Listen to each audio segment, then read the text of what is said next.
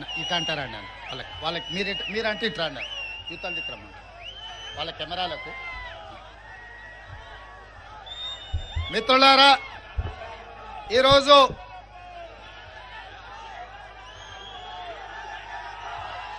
Nizamabad parliament ఎన్నికల సందర్భంగా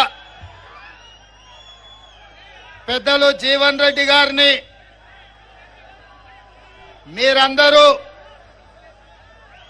భుజాల మీద ఎత్తుకొని పల్లకిలో మోసి పార్లమెంటుకు పంపించడానికి వేలాదిగా తరలి వచ్చి కాంగ్రెస్ పార్టీకి అండగా నిలబడ్డందుకు మీకందరికీ మనస్ఫూర్తిగా ధన్యవాదాలు, కృతజ్ఞతలు. మిత్రులారా, ఈ కార్యక్రమానికి జిల్లా పార్టీ అధ్యక్షుడు మానాల మోహన్ రెడ్డి గారి అధ్యక్షత, అదేవిధంగా నాతో పాటు పెద్దలు శ్రీధర్ బాబు గారు, షబీర్ అలీ గారు, సుదర్శన్ రెడ్డి గారు, డాక్టర్ భూపత్ రెడ్డి గారు, పెద్దలు గౌరవనీయులు మండవ వెంకటేశ్వరరావు గారు, అదేవిధంగా జిల్లా పార్టీ కాంగ్రెస్ నాయకులు, మండల పార్టీ కాంగ్రెస్ నాయకులు, ప్రాణ సమానులైన కాంగ్రెస్ పార్టీ కార్యకర్తలు, నిజామాబాద్ రైతాంగం అంతా ఈరోజు ఇక్కడికి వచ్చి పెద్దలు జీవన్ రెడ్డి గారికి అండగా నిలబడ్డందుకు మీకందరికీ మనస్ఫూర్తిగా కృతజ్ఞతలు తెలియజేస్తున్న కాంగ్రెస్ పార్టీ తరఫున, పెద్దలు జీవన్ రెడ్డి గారి తరఫున. మిత్రులారా, నేను ఒక అంశాన్ని ఈ నిజామాబాద్ జిల్లా రైతాంగానికి గుర్తు చేయాలనుకుంటున్నా.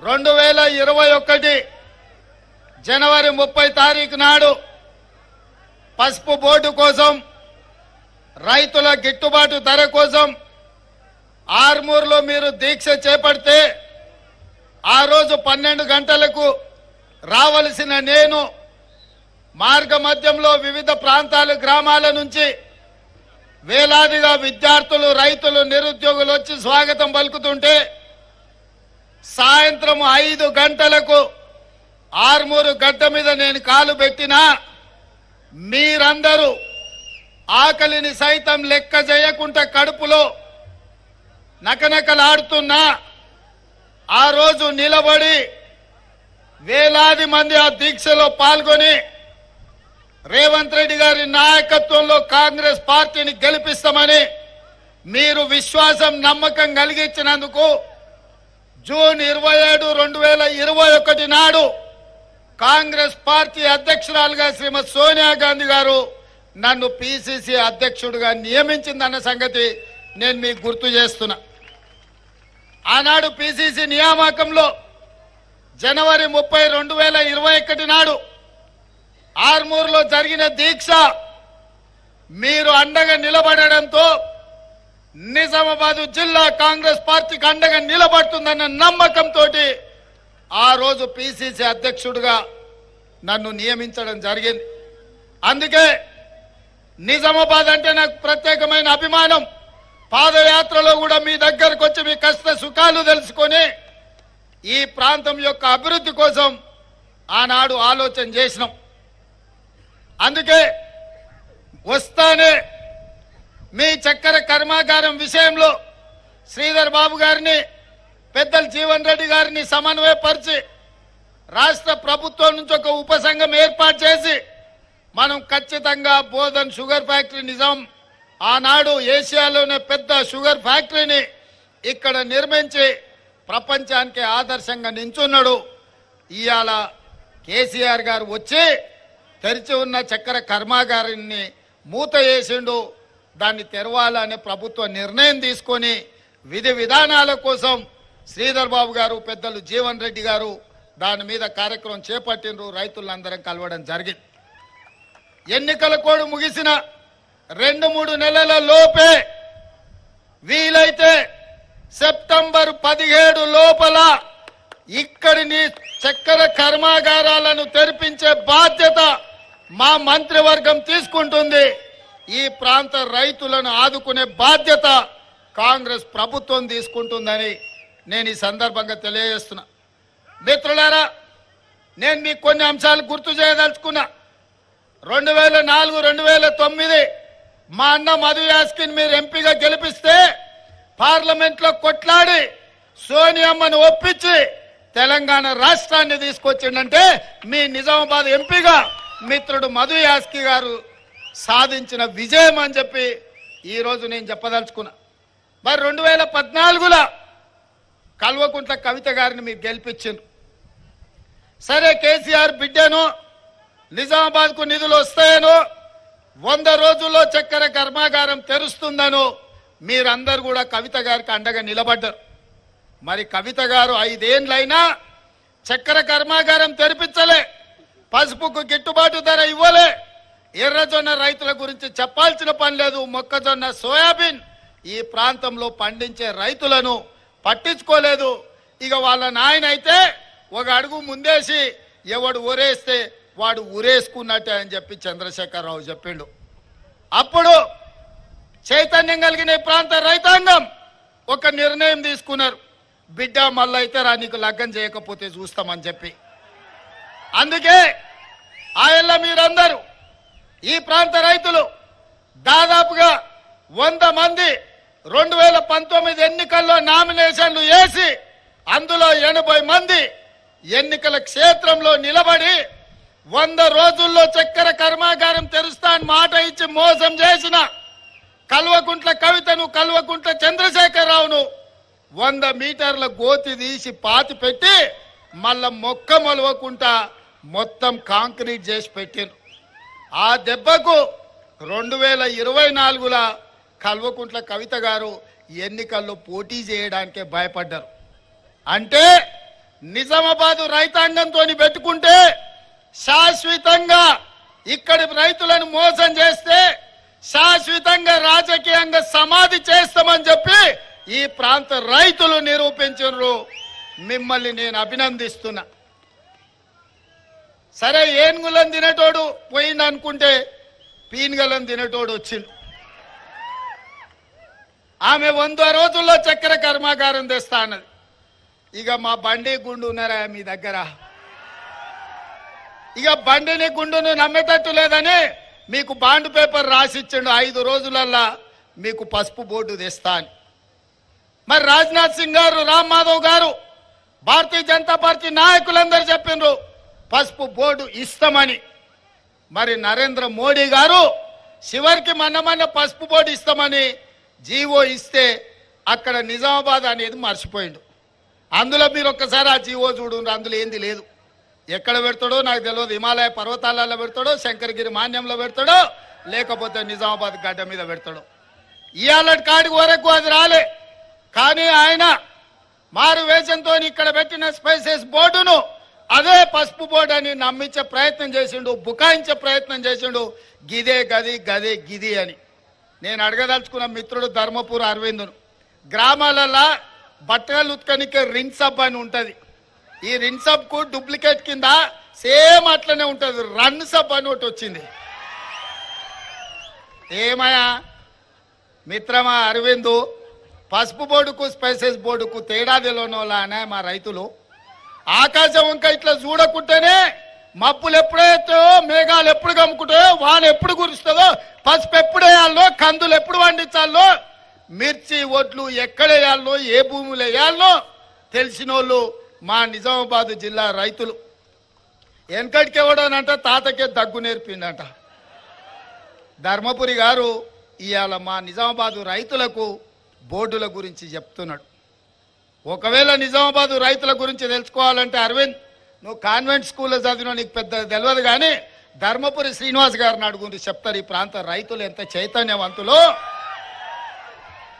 ఇవాళ నేను గర్వంగా చెప్తా, హర్యానా పంజాబ్ రైతులు ఈ దేశంలో ఏ సమస్య వచ్చినా నిలబడి ప్రధానమంత్రి అయినా కేంద్ర ప్రభుత్వాన్నైనా నిలదీసి మెడలు బట్టి వంగబెట్టి సమస్యల్ని పరిష్కరించుకునే శక్తి హర్యానా పంజాబ్ రైతాంగానికి ఉంది.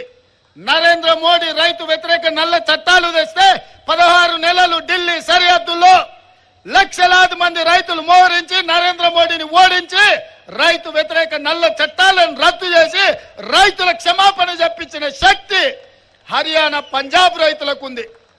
ఆ తర్వాత దేశంలో ఆర్మూర్ నిజామాబాద్ రైతులకే ఆ పౌరుషం ఉంది అని నేను చెప్తున్నా.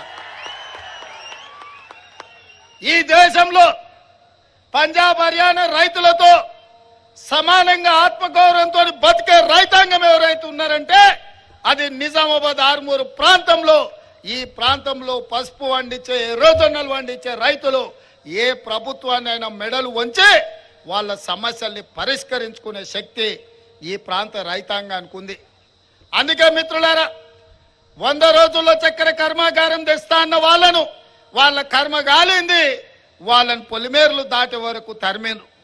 మరి నేను ఇవాళ అడుగుతున్నా, 100 రోజులు అన్నోళ్ళకి గట్ల శిక్ష ఇస్తే 5 రోజుల్లో బోర్డు తెస్తా అన్న బోడగుండోళ్ళని ఏం చెప్తారో మీరు ఒక్కసారి ఆలోచన చెయ్యరు. కానీ మా పెద్దలు జీవన్ రెడ్డి గారు, నేను మీకు ఒక మాట చెప్పదలుచుకున్నా. అన్న మీరు కరీంనగర్లో ఎంపీకి పోటీ చేయాలని చెప్పి ఎంబడబడ్డా. అన్న నా మాట వినలే. సరే చూద్దామని చెప్పి మొదటి లిస్టులో జీవన్ అన్న పేరే పెట్టలే. అట్లయినా నేను అడిగినట్టు అన్నయ్య అన్న నా మాట వింటాడేమో, ఒప్పుకుంటాడేమో అని. మొదటి లిస్టులో పేరు రాకపోయినా జీవన్ అన్న ఒకటే మాట చెప్పిండు, నేను తమ్మి రైతుల కోసం కొట్లాడదలుచుకున్నా, నా జీవితం ఈ రైతులకే నేను అంకితం చేయాలనుకుంటున్నా. నాకు జీవితంలో ఏం కోరికలు లేవు, ఏం ఆలోచన లేవు. ఆనాడు అసెంబ్లీలో గెలిస్తే ఈ రాష్ట్ర వ్యవసాయ శాఖ మంత్రిగా ఈ రాష్ట్ర రైతాంగానికి, నిజామాబాద్ రైతాంగానికి తోడు ఉండాలనుకున్నా. కానీ అదృష్టం బాగలేదు. మళ్ళీ ఈరోజు పార్లమెంట్ చేస్తున్నా. నేను నిజామాబాద్లోనే చేస్తా. నా కోరుట్ల, జగిత్యాల, నిజామాబాద్ పార్లమెంట్లు ఉంది. నిజంగా రైతులకు నేను అండగా నిలబడాలి, పార్లమెంట్లో మాట్లాడాలి, పసుపు బోర్డును, చక్కెర కర్మాగారాన్ని తెరిపించాలి, ఈ ప్రాంతాన్ని అభివృద్ధి పదం వైపు నడిపించాలి, రైతులకు గిట్టుబాటు ధర ఇవ్వాలి అని పెద్దలు జీవన్ రెడ్డి గారు చెప్పిండ్రు. నేను మీకు మాటిస్తున్న వేదిక మీద నుంచి మా మిత్రులందరి అనుమతితోటి ఖచ్చితంగా రాబోయే ఎన్నికల్లో ఇండియా కూటమి కేంద్రంలో ప్రభుత్వం ఏర్పాటు చేస్తుంది. పెద్దలు జీవన్ రెడ్డి గారిని కేంద్ర వ్యవసాయ మంత్రిగా, పెద్దలు జీవన్ రెడ్డి గారిని ఈ తెలంగాణ రాష్ట్రంలో కేంద్ర స్థాయిలో ఆనాడు జైపాల్ రెడ్డి గారు ఉన్నారు. కేంద్రంలో పెద్ద పెద్ద మంత్రి పదవులకు వన్నె తీసుకొచ్చింది జైపాల్ రెడ్డి గారు. పెద్దలు కీర్తిశేషులు పివి నరసింహారావు గారు పేరు తెచ్చిండ్రు ఈ ప్రాంతానికి, ఈ దేశానికి.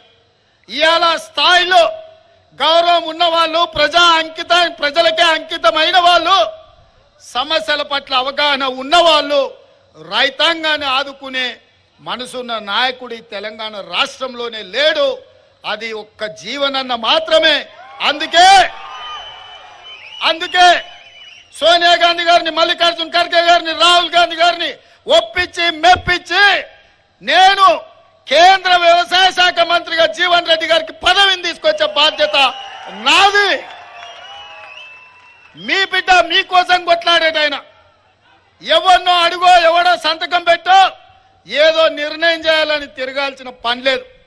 ఆయననే సొంతంగా సంతకం పెట్టి మీ చెరుకు కర్మాగారం, మీ పసుపు బోర్డును సాధించి సంతకం పెట్టే సత్తా జీవన్ రెడ్డి గారికి పార్టీ ఇస్తుంది. మరి ఇది నిజం కావాలి అంటే జీవన్ రెడ్డి గారు నిజామాబాద్ పార్లమెంటుకు గెలవాలి మిత్రులారా. ఒక్కొక్కసారి ఓటమికి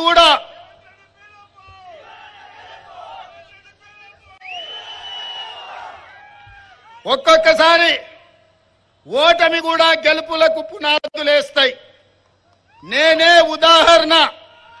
2018 డిసెంబర్లో నా మీద కక్ష కట్టి, నా మీద పగబట్టి అర్ధరాత్రి నా ఇంటి తలుపులు బద్దలు కొట్టి వేలాది మంది పోలీసులను పెట్టి చంద్రశేఖరరావు అర్ధరాత్రి పూట నన్ను కిడ్నాప్ చేశాడు.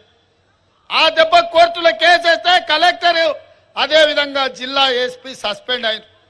కుట్రలు కుతంత్రాలతో కొడంగల్లో నన్ను కేసీఆర్ అసెంబ్లీకి ఓడిస్తే 3 నెలలు తిరిగే లోపలనే మల్కాజ్గిరి పార్లమెంట్ లో, దేశంలోనే అతిపెద్ద పార్లమెంటు, నరేంద్ర మోడీ, అమిత్ షా పార్లమెంట్లు కలిపితే ఎన్ని ఓట్లుంటాయో అంతకంటే ఎక్కువ ఓట్లు, 35 లక్షల ఓట్లుండే మల్కాజ్గిరి పార్లమెంట్ లో రాహుల్ గాంధీ నన్ను పార్లమెంట్ కు నించోబెట్టాడు. 3000 పోలింగ్ బూతులు ఉన్నాయి. నేను అడిగిన సార్ ఎట్లకెళ్ళి సాధ్యమవుతుంది, ఎక్కడ తిరగాలి 35 లక్షల ఓట్లు ఇదే అని. రాహుల్ గాంధీ గారు నాకు ఓ మాట చెప్పారు. రాష్ట్రం 4 కోట్ల మంది ప్రజలు చూశారు. పోలీసుల చేత నిర్బంధించి నీ తలుపులు బద్దలు కొట్టి నిన్ను ఓడగొట్టినరు. ప్రజలు నిన్ను వదులుకోవాలనుకుంటలేరు. ప్రశ్నించే గొంతుగా తెలంగాణ రాష్ట్ర ప్రజలకు అండగా ఉండాలి. నిన్ను గెలిపిస్తారు, నువ్వు పోయి పోటీ చేయిపో అని వారు ఆదేశించిండ్రు. నేను శిరస వహించిన. నామినేషన్ వేసి 14 రోజుల్లో 35,03,000 బూతుల కార్యకర్తలే సైనికులై కథన రంగంలో దిగి మల్కాజ్గిరి పార్లమెంట్ లో నన్ను ఎంపీగా గెలిపించి ఢిల్లీకి పంపించారు. గల్లీ నుంచి ఢిల్లీ వరకు సమస్యల మీద కొట్లాడిన కేంద్ర నాయకత్వం దృష్టిని ఆకర్షించిన ఆ దెబ్బతోని నాకు పిసిసి అధ్యక్ష పదవి వచ్చింది. నిజామాబాదు రైతుల ఆశీర్వాదంతో అధిష్టానానికి నమ్మకం వచ్చింది. ఆనాడు పిసిసి అయినా ఈనాడు తెలంగాణ రాష్ట్రానికి ముఖ్యమంత్రి అయినా.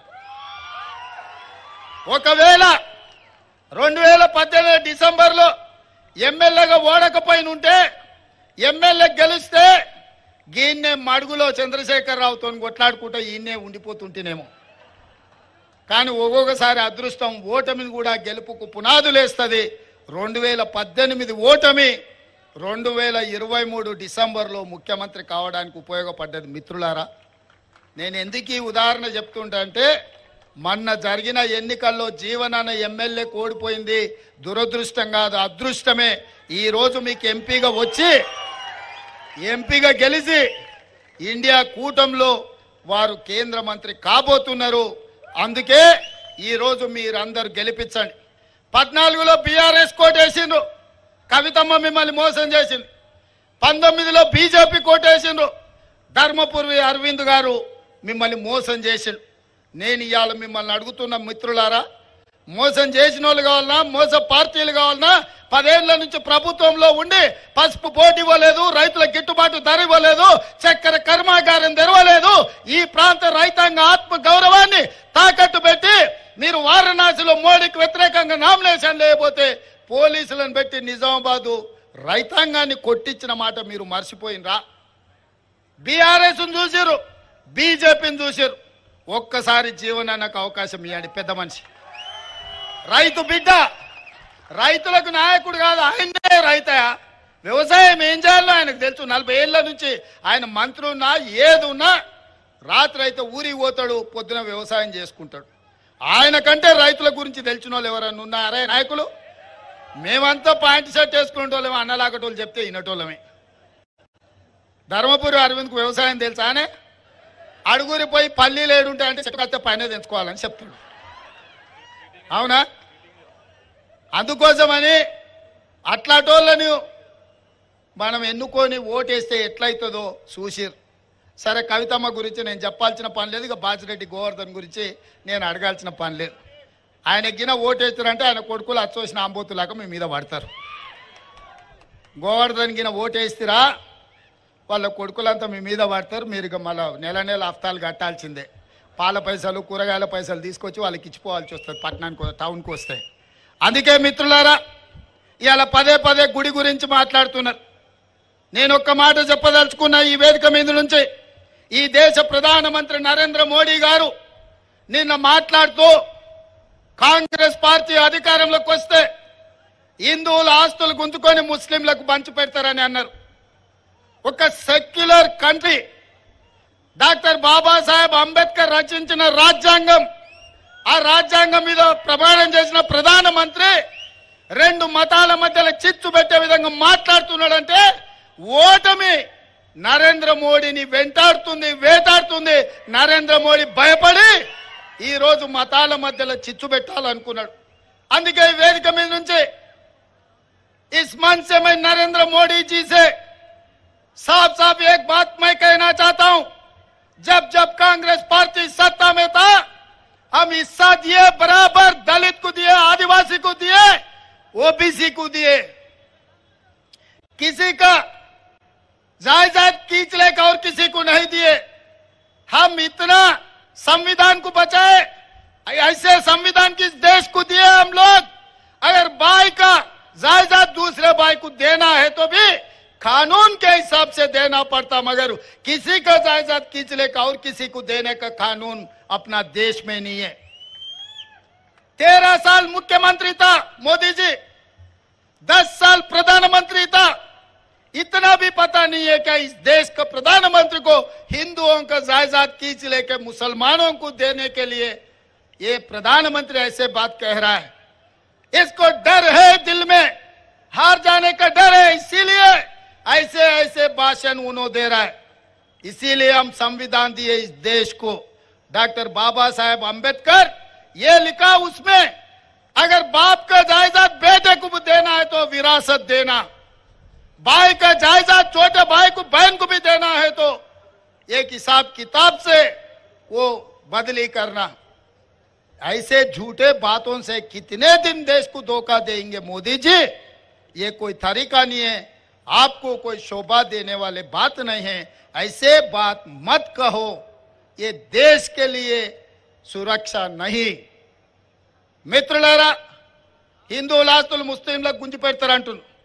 నేను అడుగుతున్నా, ఇక్కడ చాలా మంది మా అన్నదమ్ముల ఆస్తులు వచ్చుకున్న వాళ్ళు ఉండ్రు కదనే, ఏర్పడ్డోళ్ళు ఉండ్రు కదా, కాగితం రాసుకోకుండా, పెద్ద మనుషులు లేకుండా, తల్లిదండ్రులు ఒప్పుకోకుండా అన్న ఆస్తి తమ్మునికే ఇచ్చేటట్లేదు, తండ్రి ఆస్తి బిడ్డకి ఇచ్చేటట్లేదా? మన రాజ్యాంగం అట్లుంది. వీళ్ళ ఆస్తులు గుంజుకొని వాళ్ళకి ఇచ్చేటట్టు ఉంటుందా? ఈ దేశ ప్రధానమంత్రికి ఇట్లా మాట్లాడతాడా? ఇది పద్ధత? ఎన్నికల్లో గెలవాలని ప్రయత్నం చేస్తే తప్పులేదు, కానీ దేశాన్ని మత ప్రాతిపదికన విభజించి చిచ్చు పెట్టి రాజకీయ ప్రయోజనం పొందాలని చూస్తున్నారు. ఇది దేశానికి మంచిదా? ఒక్కసారి ఆలోచన చేయండి. అశాంతి పెట్టేగి మన మధ్యలో పంచాయతీలు పెడితే ఈ దేశం కుప్పగూలుతుంది, ఈ దేశానికి తీరని నష్టం జరుగుతుంది.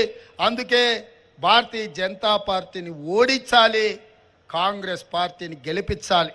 ఇంకొక మాట కూడా నేను చెప్పదలుచుకున్న మా బీజేపీ మిత్రులకు, దేవుడు గుడిలో ఉండాలి, భక్తి గుండెల్లో ఉండాలి. మిత్రులారా,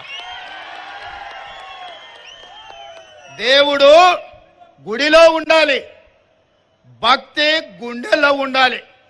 పోలింగ్ బూతుల డబ్బాలలో కాదు మిత్రులారా. మీరు చేసే వ్యాపారం, మీ రాజకీయ వ్యాపారం, మీ స్వార్థం ఈ దేశ ప్రజలకు అర్థమైతలేదని అనుకోకండి. ఇంత దుర్మార్గం, ఇట్లాంటి ఆలోచన ఈ దేశానికి మంచిది కాదు. మన పెద్దలు డాక్టర్ బాబాసాహెబ్ అంబేద్కర్ ఈ దేశానికి రాజ్యాంగం ఇచ్చింది. ఒక సెక్యులర్, ఒక మత సామరస్యంతో కూడుకున్న పరిపాలనను అందించడానికి అవకాశం ఇచ్చింది. కేవలం మీరు గెలవడం కోసం ఇట్లాంటి కుట్రలు కుతంత్రాలు చేయడం ఈ దేశానికి మంచిది కాదు. ఇట్లాంటి ఆలోచన మానుకోండి. రాముడు మీకే కాదు, మాకు రాముడే. మా ఇంట్లో కూడా మేము రాముని కొలుస్తాం, విష్ణుని కొలుస్తాం, కృష్ణుని కొలుస్తాం. ఎంతో మంది దేవతలు ఉండ్రు. ఊర్లూర్ల పోసమ్మ, మైసమ్మ, ఎల్లమ్మ, ఎంతో మంది దేవతలు ఉండ్రు. ఇవన్నీ మన సాంప్రదాయంలో భాగం. ఎవరి మత విశ్వాసం వాళ్ళది. నేను హిందువునని గర్వపడతా, ముస్లింలను, క్రిస్టియన్లను, సిక్కులను ఆదరిస్తా, గౌరవిస్తా. ముఖ్యమంత్రిగా నా బాధ్యత. మత సామరస్యం పాటించడం అనేది రాజ్యాంగం మనకు నేర్పిన, మన పెద్దలు తరతరాలుగా మనకిచ్చిన మన సాంప్రదాయం. ఊర్లలో పీర్ల పండుగ ఎవరయ్యా? మనం కాదా చేసేది? అలా వాడేది మనం కాదా? ఊర్లో ఏదైనా ఉండి చర్చిలో క్రిస్మస్ వస్తే 10 మందికి మనం సాయం చేస్తలేమా? మన గణేష్ నిమజ్జనం వస్తే ముస్లింలు మనకు అండగా నిలబడతలేరా హైదరాబాద్లో? ఇది మన సంస్కృతి, మన సాంప్రదాయం. దీన్ని కూడా రాజకీయాలకు వాడుకోవాలని బీజేపీ చూస్తుంది. మిత్రులారా, ఇది దేశానికి మంచిది కాదు. కాంగ్రెస్ ఎన్నో 50 ఏళ్ళ అధికారంలో ఉంది. అధికారం కాంగ్రెస్కు కొత్త కాదు, ప్రతిపక్షం అసలే కొత్త కాదు. కానీ ఇట్లాంటి విపత్కరమైన పరిస్థితుల్లో దేశాన్ని కాపాడాల్సిన బాధ్యత కాంగ్రెస్ పార్టీకి ఉంది. అందుకే ఈరోజు ఇందిరాగాంధీ గారి దేశం కోసం ప్రాణాలు ఇచ్చారు, రాజీవ్ గాంధీ గారి దేశం కోసం ప్రాణాలు ఇచ్చారు, సోనియా గాంధీ, రాహుల్ గాంధీ గారి దేశం కోసం పదవులు త్యాగం చేశారు. ఇక ఇప్పుడు త్యాగాలు చేసేది లేదు, కొట్లాడేదే. ఈ దేశానికి రాహుల్ గాంధీని ప్రధానమంత్రిని చేసేదే అని చెప్పి నేను ఈ సందర్భంగా తెలియజేస్తున్నా మిత్రులారా. అందుకే ఈరోజు మీకు స్పష్టంగా 3 మాటలు ఇస్తున్నా. మీ చక్కెర కర్మాగారం తెరిపించే బాధ్యత మాది, కాంగ్రెస్ ప్రభుత్వం అని చెప్పి నేను చెప్పదలుచుకున్నా. అదేవిధంగా పసుపు బోర్డు కేంద్ర ప్రభుత్వం ఇవ్వాలి. ప్రభుత్వం ఎన్డీఏ ఓడి ఇండియా కూటమి గెలిస్తే పసుపు బోర్డు జీవన్ అనే మంత్రిగా తీసుకొచ్చి మీకు ఇస్తాడు. లేకపోతే ప్రశ్నించే గొంతుకై మోడీ మెడల్ వంచి మీ పసుపు బోర్డు మా జీవనాన్ని తీసుకొస్తాడు, నాది పూచి అని చెప్పి నా మిత్రులకు చెప్తున్నా. అదే విధంగా నిన్న రైతు రుణమాఫీ గురించి మాట్లాడుతున్నారు, రైతు భరోసా గురించి మాట్లాడుతున్నారు. ఒరే సన్నాసులారా, తాతకు దగ్గు నేర్పాడు మా కథలు చెప్పకండి. వెనకటికెప్పుడో రైతు రుణమాఫీ మేము చేసినాం. రైతులకు బోనస్ ఇచ్చింది మేము, రైతులకు రుణమాఫీ రైతులకు బోనస్ ఇచ్చిన మేము 100 రోజుల్లో 5 పథకాలు అమలు చేసే లోపల ఎన్నికల కోడ్ వచ్చింది. అందుకే ఇవాళ ఈ వేదిక మీద నుంచి మాట్లాడుతున్నా, బాసర సరస్వతి మందిరం మీద ఒట్టే చెప్తున్నా, 15 ఆగస్టు లోపల రైతాంగానికి 2 లక్షల రూపాయల రుణమాఫీ చేస్తుంది మా ప్రభుత్వం. నాది మా మంత్రివర్గానికి బాధ్యత. మీ రైతులకు రుణమాఫీ చేసి మీ రుణం తీర్చుకుంటాం. ఈ ప్రభుత్వం మీది, మీరు కష్టపడి కొట్లాడి మీరు గెలిపిస్తే వచ్చిన ప్రభుత్వం. ఈ రైతాంగం కోసమే ఈ ప్రభుత్వం ఉన్నది. ఈ రైతాంగాన్ని ఆదుకునే బాధ్యత మాది. ఇదే కాదు, ఆనాడు కేసీఆర్ ఊరేస్తే ఊరేసినట్టే అని మిమ్మల్ని బెదిరించి ఆయన మాత్రం ఫామ్ హౌస్ లో 150 ఎకరాలలో ఒట్లు వండించుకుంటే బండారం బయట పెట్టి బట్టలు ఇప్పదీసి బజార్లో నిలబెట్టిన కేసీఆర్. ఆ రైతులకు నేను మాట ఇస్తున్నా, ఎంతైనా వరి పండించుకోండి, 500 రూపాయల బోనస్ అదనంగా ఇచ్చి మీ ఒడ్లు కొనే బాధ్యత మా ప్రభుత్వానికి. ఈ గడ్డ నా తెలంగాణ కోటి రతనాల వీణ అన్న దాశరథి గడ్డ. ఈ నిజామాబాద్ గడ్డ ఇక్కడనే జైల్లో తెలంగాణ ఉద్యమానికి ఊపిరి ఊదింది దాశరథి గారు. నా తెలంగాణ కోటి రతనాల వీణ అని నిజామాబాద్ గడ్డ మీద నుంచి చెప్పారు. ఈ గడ్డ ఆనాడు ఎం నారాయణ రెడ్డి గారు మొట్టమొదటి తెలంగాణ ఉద్యమంలో క్రియాశీలక పాత్ర పోషించిన గడ్డ. ఈ గడ్డ సదాలక్ష్మి తన సొంత బంగారాన్ని అమ్మి తెలంగాణ ఉద్యమానికి అండగా నిలబడ్డ గడ్డ. ఈ గడ్డ జట్టి ఈశ్వరీబాయి ప్రాతినిధ్యం వహించిన గడ్డ. ఈ గడ్డ ఆర్గుల రాజారాం ఈ ప్రాంతం నుంచి పేదల తరఫున నిలబడి ఈ ప్రాంత అభివృద్ధి కోసం పనిచేసిన గడ్డ.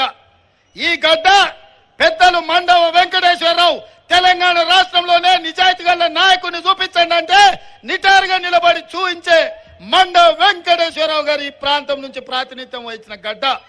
ఈ గడ్డ పెద్దలు సుదర్శన్ రెడ్డి గారు ప్రాతినిధ్యం వహిస్తున్న గడ్డ. ఈ గడ్డ డి శ్రీనివాస్ గారు అన్న చెప్తున్నాడు, డి శ్రీనివాస్ గారు కూడా కానీ కాకపోతే కొడుకు అక్కడ పోయి తానికి చెడ్డ పేరు తెచ్చాడు.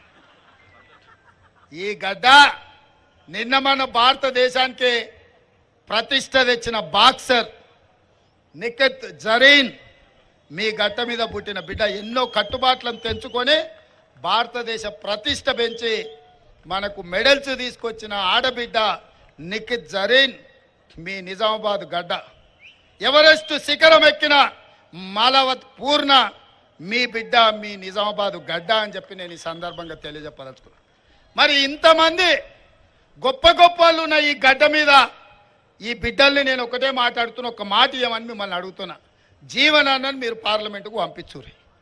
మీకెవ్వరు మీ రైతులు 10 మందికి బుక్కెడు బువ్వ పెట్టేటోళ్ళు, ఎవడొచ్చినా ఇంత సాయం చేసేటోళ్ళు, దానికో దీనికో వంగేటోళ్ళు లొంగేటోళ్ళు కాదు. అందుకే ఈ మీటింగ్కి వచ్చినా రాకపోయినా వీడీసీలకు నేను విజ్ఞప్తి చేస్తున్నా. ఈ నిజామాబాద్ రైతాంగానికి నేను వేడుకుంటున్నా, పెద్దలు జీవన్ రెడ్డి గారిని గెలిపించి నిజామాబాద్ గౌరవాన్ని నిలబెట్టండి. పార్లమెంట్లో మీ ప్రశ్నించే గొంతుకైతాడు, మీ సమస్యలు పరిష్కరించే మీ నాయకుడైతాడు, రైతు నాయకుడైతాడు. రైతే నాయకుడు కావాలి. మీ రైతు బిడ్డనే ఈ దేశంలో వ్యవసాయానికి నాయకత్వం వహించాలి. జీవనన్నను గెలిపించండి. జీవనన్నకేసే ప్రతి ఓటు మీ రేవంత్ అన్నకేసినట్టే అని చెప్పి నేను ఈ సందర్భంగా చెప్తున్నా. నా మీద మీకు అభిమానం ఉండి గాంధీ కుటుంబాన్ని గుండెల పెట్టి చూసుకోవాలంటే ఈ నిజామాబాద్ గడ్డ మీద నుంచి పెద్దల జీవనాన్ని పార్లమెంటుకు పంపించండి. మీ సమస్యల్ని పరిష్కరించే పూచి నాది అని తెలియజేస్తూ మీ అందరి దగ్గర సెలవు తీసుకుంటున్న మిత్రులారా, జై కాంగ్రెస్, జై జై కాంగ్రెస్. హస్తం గుర్తుకే, హస్తం గుర్తుకే. ధన్యవాదాలు మిత్రులారా.